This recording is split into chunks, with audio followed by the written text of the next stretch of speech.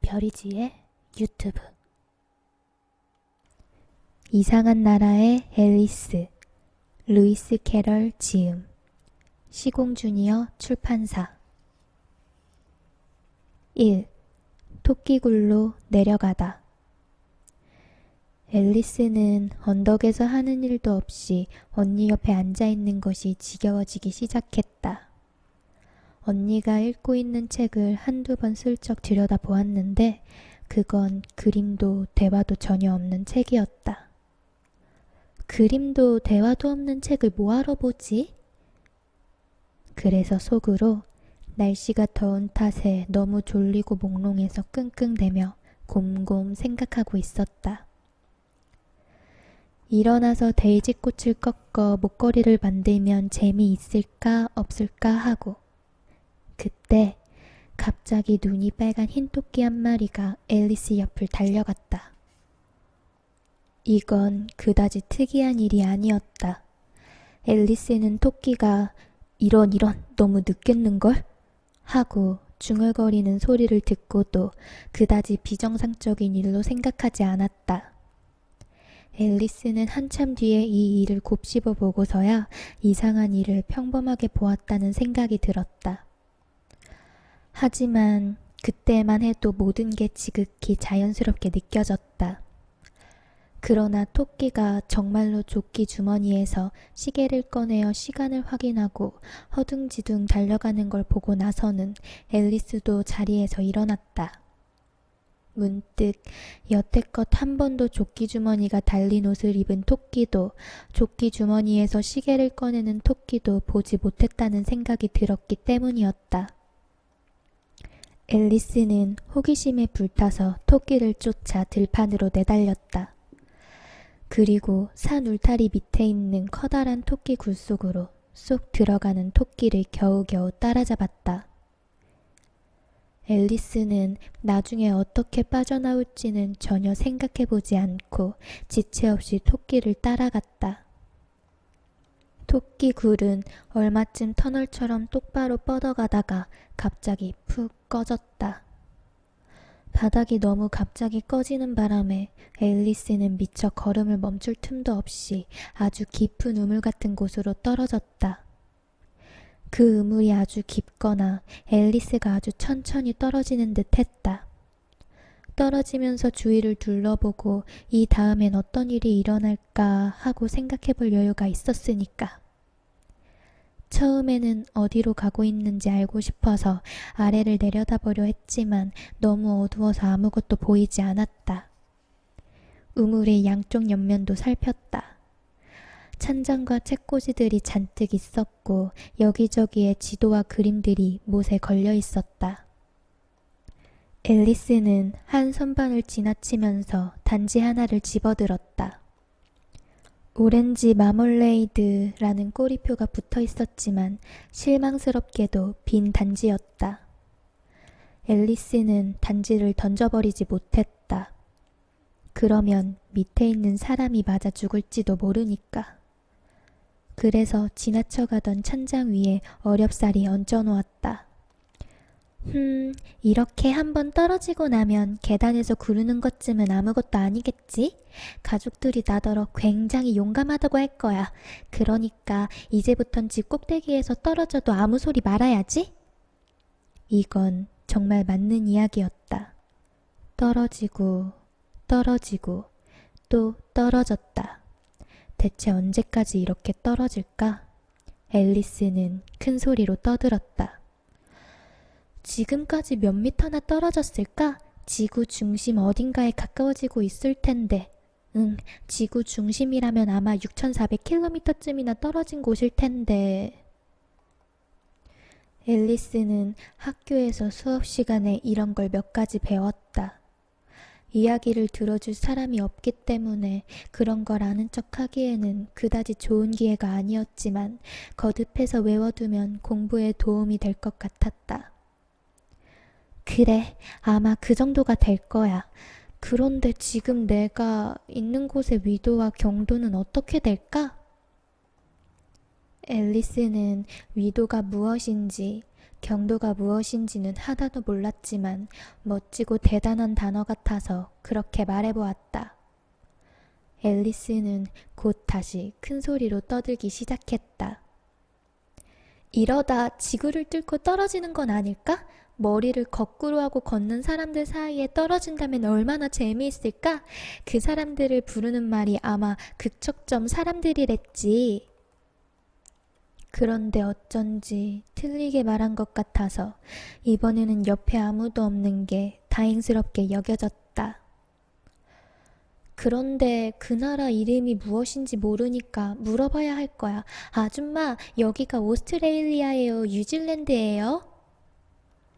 앨리스는 한쪽 다리를 뒤로 빼고 무릎을 살짝 굽혀 절을 하려고 했다. 곤중에서 떨어지면서 이런 절을 한다고 상상해봐라. 여러분 같으면 그럴 수 있겠나? 그런 걸 묻는다고 그 아줌마가 나를 무식한 꼬마라고 생각하면 어쩌지? 아냐, 안 물어볼래. 어딘가에 그 나라 이름이 쓰여 있을 거야. 떨어지고 떨어지고 또 떨어졌다. 떨어지는 동안에는 달리 할 일도 없어서 앨리스는 다시 중얼거리기 시작했다. 오늘 저녁에 다이너가 나를 무척 보고 싶어 하겠지? 다이너는 고양이였다. 티타임에 누가 우유를 챙겨줘야 할 텐데 귀여운 다이너, 네가 여기서 나랑 함께 떨어지면 얼마나 좋을까? 공중에는 쥐가 없어서 걱정이지만 박쥐를 잡으면 되잖아. 박쥐는 쥐랑 무척 비슷하거든. 그런데 고양이가 박쥐도 먹나? 이제 앨리스는 조금 졸리기 시작했다. 앨리스는 꿈이라도 꾸듯이 고양이가 박쥐도 먹나? 고양이가 박쥐도 먹나? 하고 중얼대다가 몇 번인가는 박쥐가 고양이도 먹나? 하고 중얼대기도 했다. 그러나 둘 다 대답할 수 없는 문제라 어떤 걸 물으나 상관이 없었다. 앨리스는 깜빡 잠이 들었다. 다이너의 손을 잡고 걸으면서 아주 진지하게 자, 다이너, 사실대로 말해봐. 박쥐를 먹어본 적이 있니? 하고 묻는 꿈을 꾸다가 갑자기 쿵쿵 하고 잔가지와 낙엽더미 위로 떨어졌다. 이제 떨어지기는 끝났다. 앨리스는 상처 하나 잊지 않았다. 벌떡 일어나 위를 쳐다보았으나 머리 위는 어두컴컴했다. 앨리스 앞에 긴 통로가 또 하나 나타났고 아까 그 흰 토끼가 통로를 급히 내려가고 있는 것이 보였다. 머뭇거릴 시간이 없었다. 앨리스는 바람같이 달려갔다. 그리고 모퉁이를 막 돌면서 아, 내 기와 수염아, 너무 늦었어 하고 중얼거리는 토끼를 겨우겨우 따라잡았다. 앨리스는 토끼를 바짝 뒤쫓아 모퉁이를 돌았지만 토끼는 사라지고 없었다. 길고 천장이 낮은 홀이 나타났다. 천장에는 불을 밝힌 램프가 한 줄로 매달려 있었다. 홀을 빙 둘러서 문이 여러 개 나 있었는데 그 문들은 모두 잠겨 있었다. 앨리스는 이리저리 돌아다니며 문마다 죄조사하더니 풀이 죽어서 홀 한가운데로 나와 그곳을 빠져나갈 방법을 궁리했다. 갑자기 조그만 세발 탁자가 눈에 띄었다. 탁자는 전부 유리로 되어 있었다. 탁자 위에는 작은 황금 열쇠 하나만 달랑 놓여 있었다. 앨리스는 우선 그것이 어느 문 하나에 맞는 열쇠일 거라고 생각했다. 그러나 세상에 하나같이 자물쇠가 너무 크거나 열쇠가 너무 작았다. 어쨌든 열쇠는 어느 문에도 맞지 않았다. 다시 한 바퀴 돌다 보니 조금 전까지는 못 보고 지나쳤던 낮은 커튼 뒤로 높이가 38cm쯤 되는 작은 문이 있었다. 그 문의 자물쇠에 조그만 황금 열쇠를 끼워보니 대단히 기쁘게도 딱 맞았다. 앨리스는 문을 열었다. 그 문은 작은 통로로 이어져 있었다. 쥐구멍만한 통로였다. 앨리스는 무릎을 꿇고 안을 들여다보았다. 세상에서 가장 아름다운 정원이 보였다. 이 어두컴컴한 방을 빠져나가 환한 꽃밭과 시원한 분수 사이를 이리저리 거닐 수 있다면 얼마나 좋을까. 그러나 문으로는 머리도 들이밀 수 없었다. 가엾은 앨리스는 생각했다. 머리가 들어가도 어깨가 안 들어가면 무슨 소용이 있담? 아, 내 몸을 망원경처럼 집어넣을 수만 있다면 정말 좋겠다. 시작하는 방법만 알면 할 수 있을 텐데. 그때까지 비정상적인 일들이 하도 많이 일어나서 앨리스는 실제로 불가능한 일은 거의 없다고 생각했다. 작은 문 옆에 서 있어봤자 별 수 없을 것 같았다. 그래서 앨리스는 아까 그 탁자에 다른 열쇠가 있거나 사람을 망원경같이 집어넣는 법이 쓰여있는 책이 있으면 좋겠다는 생각을 하면서 탁자로 되돌아갔다. 그런데 이번에는 작은 병이 하나 놓여 있었고 앨리스는 아까는 분명히 없었는데 하고 말했다. 병목엔 커다란 글씨로 나를 마셔요 라고 예쁘게 적힌 종이 꼬리표가 달려 있었다. 나를 마셔요는 무척 멋진 말이었지만 영리한 꼬마 앨리스는 당장 그대로 따라하지는 않았다. 아니지, 먼저 독극물이라고 써있나 살펴봐야지. 앨리스는 아이들이 불에 댔다든가 흉측한 짐승들에게 잡아먹혔다든가 그 밖에도 다른 불쾌한 일들을 겪은 이야기가 나오는 재미있는 동화 몇 가지를 읽은 적이 있었다. 그런 일들은 그 아이들이 빨갛게 달아오른 부직갱이를 너무 오래 들고 있으면 된다든가 손가락을 칼에 너무 깊게 베면 늘 피가 난다든가 하는 따위의 당연한 사실을 걸핏하면 있기 때문에 일어나는 것이었다. 그런 사실은 그 아이들의 친구들이 일러주고 있었다. 앨리스는 독극물이라고 쓰인 병에 담긴 것을 너무 많이 마시면 머지않아 탈이 나고 만다는 것을 기억하고 있었다. 그런데 그 병에는 독극물이라는 표시가 없었다. 그래서 앨리스는 안심하고 맛을 보았다. 맛이 아주 좋았다. 앨리스는 금세 병 안에 든 것을 모두 마셔버렸다.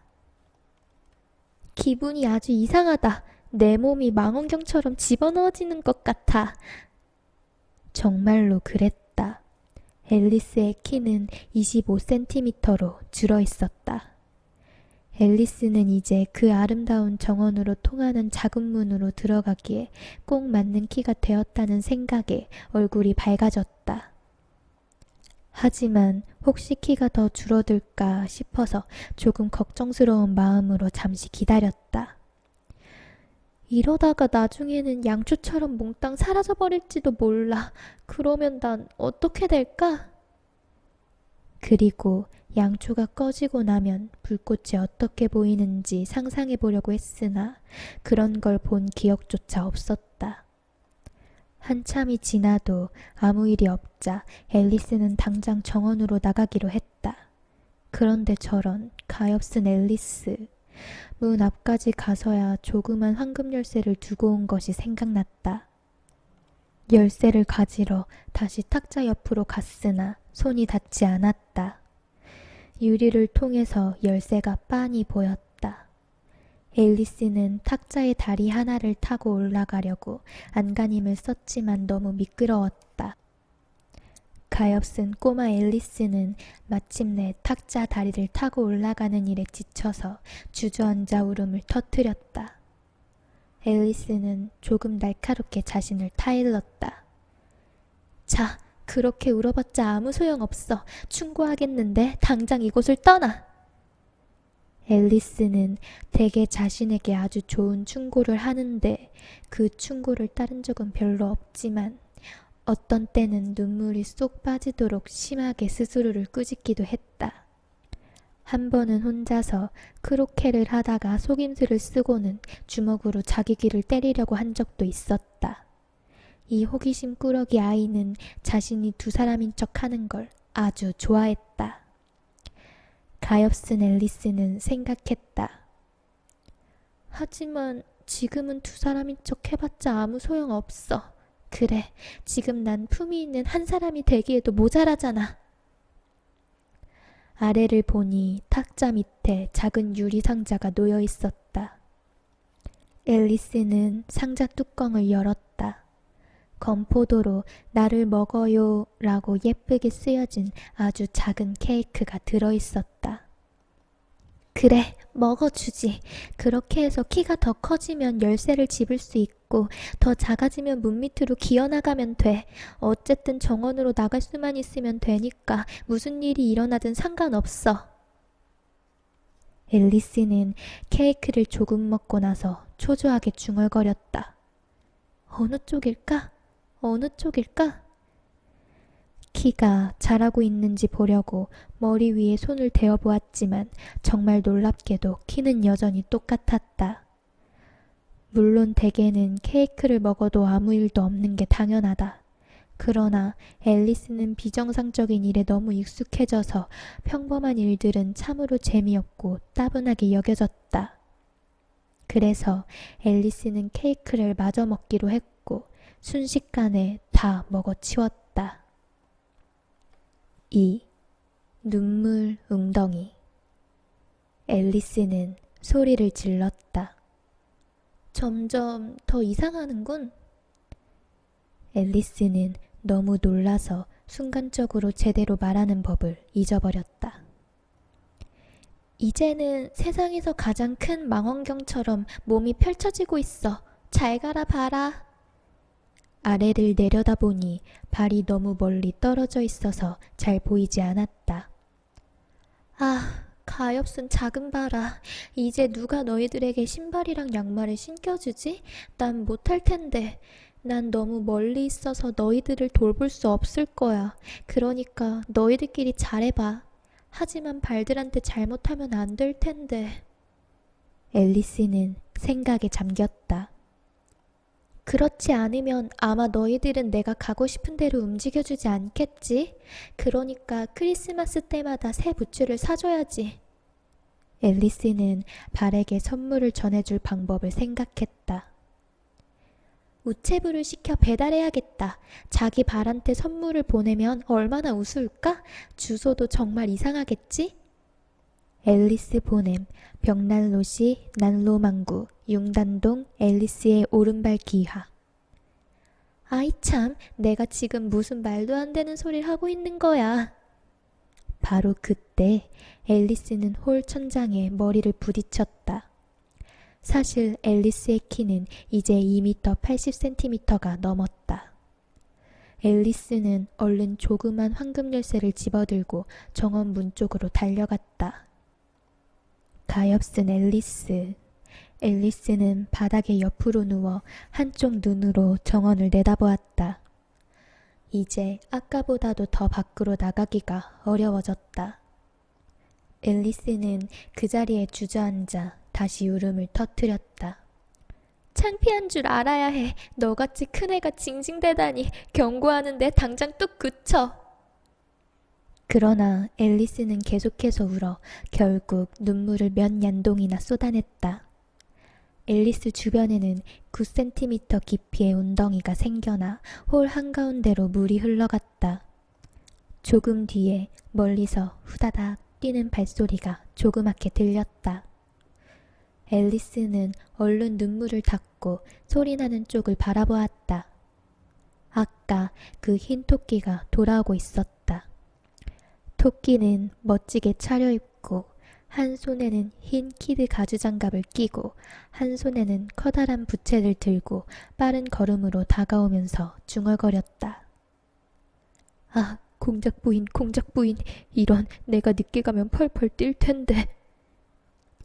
앨리스는 몹시 절망적인 상태였던 터라 누구한테라도 도움을 청해야 할 판이었다.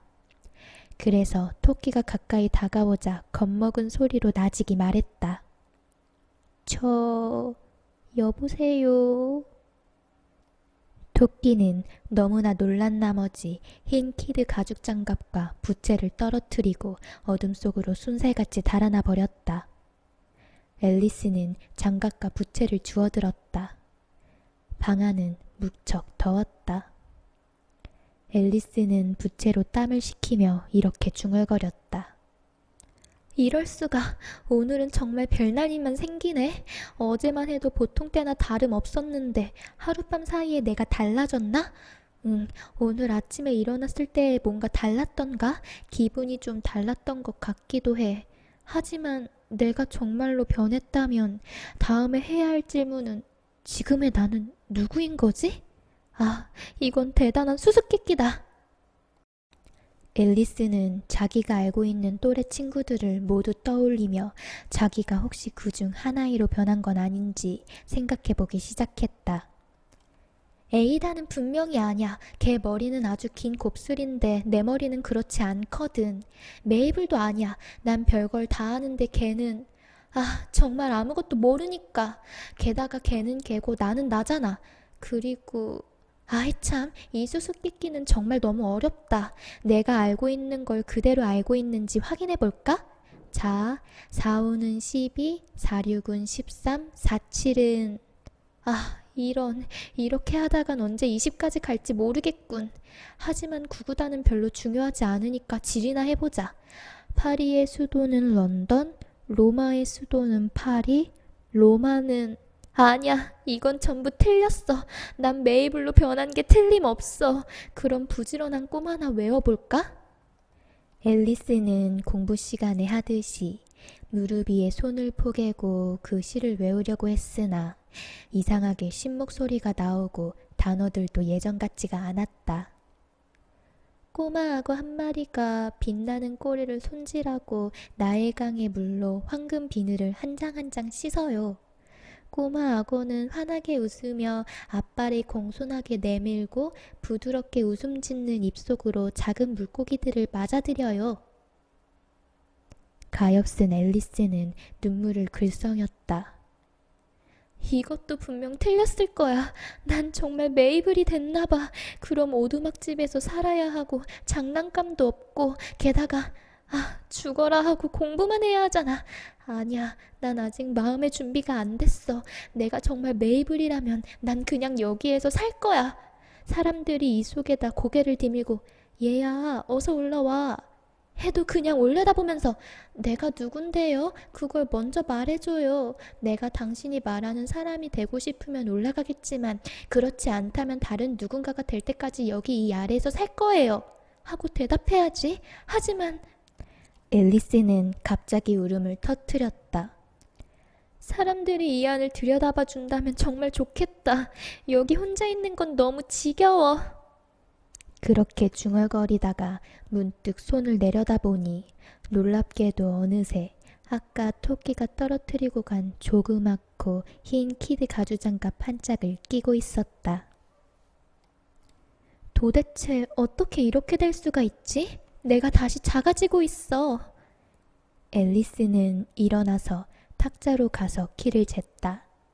이때의 키는 어림잡아 60cm쯤이었는데 계속해서 빠른 속도로 작아지고 있었다. 앨리스는 곧 키가 줄어들고 있는 것은 바로 손에 쥐고 있는 부채 때문이라는 것을 깨달았다. 그래서 얼른 부채를 내던졌다. 하마터면 몸이 아예 없어져 버릴 뻔했다. 겨우 살았잖아. 앨리스는 갑작스러운 변화에 잔뜩 겁이 났지만 아직 자기 몸이 남아있다는 게 너무 기뻐서 중얼거렸다. 이제 정원으로 나가봐야지. 앨리스는 있는 힘껏 뛰어서 작은 문으로 달려갔다. 하지만 맙소사, 작은 문은 다시 잠겨 있었고 조그만 황금 열쇠도 탁자 위에 그대로 놓여 있었다. 가엾은 앨리스는 생각했다. 갈수록 태산이군. 내가 이렇게 작아진 건 정말 처음이야. 이건 큰일이다. 정말 큰일이야. 막 이런 말을 했는데 발이 쭉 미끄러져 첨벙 하고 소금물에 턱까지 빠져버렸다. 앨리스는 처음에는 바다에 빠진 줄 알고 혼잣말을 했다. 그렇다면 기차를 타고 돌아가야지? 앨리스는 딱 한 번 바닷가에 가본 적이 있었는데 그 후로 영국의 해변은 모두 바닷속에 타리차가 여러 대 늘어서 있고 아이들이 나무 삽으로 모래를 파고 방갈로가 줄지어 서 있고 그 뒤로는 철도역이 있는 곳이라고 생각하게 되었다. 그런데 다시 보니 그건 앨리스가 2m 80cm였을 때 흘린 눈물이 고여서 된 눈물 웅덩이였다. 앨리스는 웅덩이에서 빠져나가려고 헤엄을 치며 말했다. 그렇게 많이 울지 말걸. 그 벌로 이제 내 눈물에 빠져 죽게 되는구나.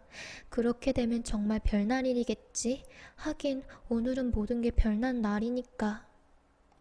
바로 그때 웅덩이 저쪽에서 뭔가가 첨벙대는 소리가 들렸다. 앨리스는 뭔가 알아보려고 그쪽으로 헤엄쳐 갔다. 처음에 앨리스는 그것이 해마나 하마 같은 동물이라고 생각했다. 그러나 자신이 얼마나 작아졌는지를 기억해냈고 곧 그건 자기처럼 발을 헛디뎌 물에 빠진 쥐일 뿐이라는 것을 알아차렸다. 저 쥐한테 말을 걸어도 별 수 없겠지? 여기선 모든 게 비정상이니까 저 쥐가 말을 할 수 있을지도 몰라. 어쨌든 말을 걸어서 손해를 볼 건 없으니까. 그래서 앨리스는 쥐에게 말을 걸었다. 오, 쥐야, 넌 이 웅덩이에서 빠져나가는 방법을 아니?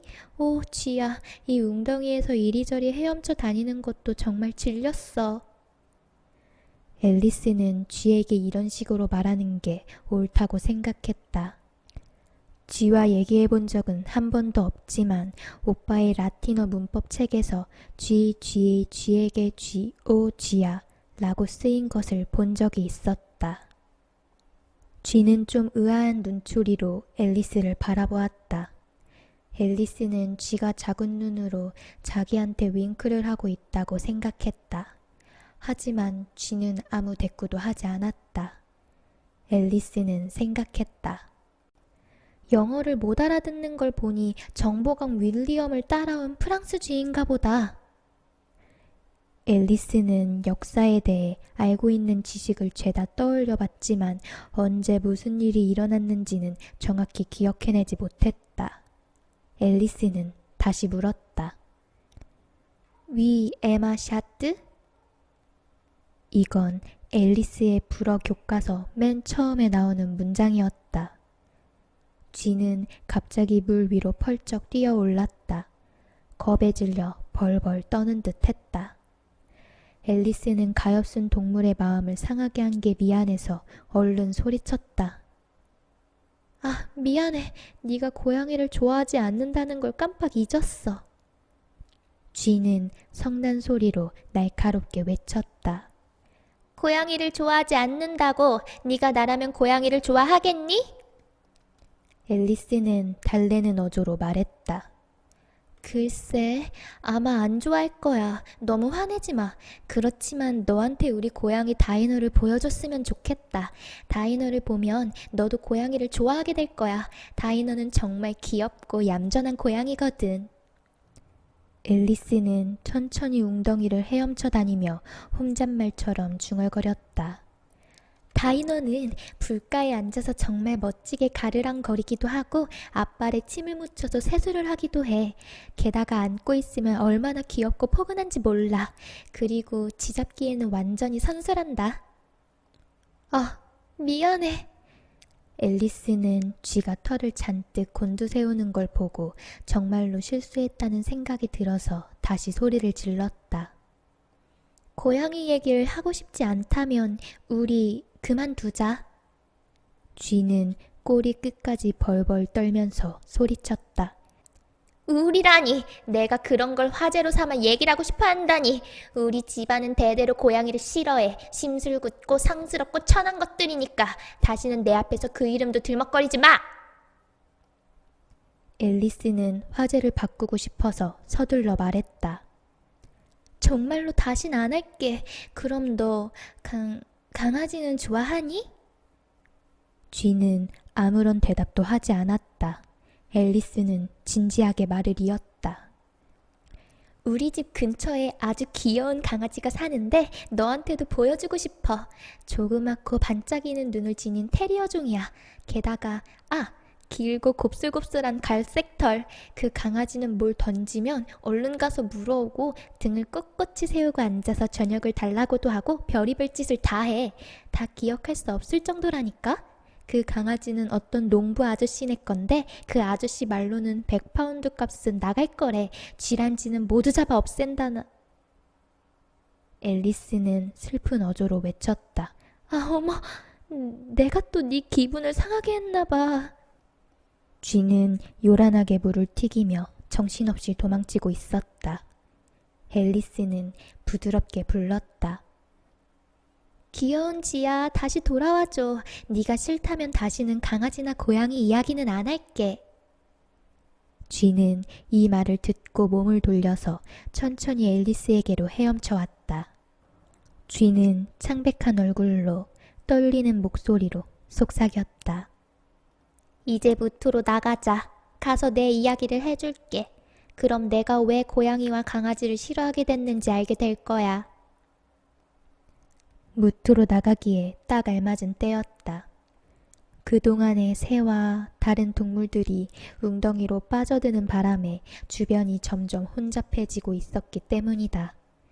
물속에는 오리, 도도새, 진홍앵무, 새끼 독수리, 그리고 그 밖에도 신기한 동물들이 허우적대고 있었다. 앨리스가 앞장섰고 동물들도 모두 무트로 올라왔다.